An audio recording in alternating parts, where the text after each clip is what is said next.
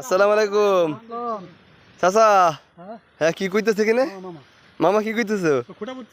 খুঁটা কিসের বাদ দিচ্ছ? পুঁইশাকের মান না বান? ও বান, তা কত ভালো করে বুঝে করতে হয়। এই যে হ্যাঁ, এই যে এই পাশে আমার আমার প্রিয় আলী মামু, ইনি আসছে এই আমাদের কাজে আছে, আমরা কাজকর্ম করছি। আর এই যে দেখুন এই যে কি বড় বড় বাঁধ আছে, বিভিন্ন ধরনের এখানে চাষ হবে। এখানে কুমড়ো গাছ, লাউ গাছ, পেঁপে গাছ, ডাঁটা শাক, ভেন্ডি গাছ, কত রকমের গাছ।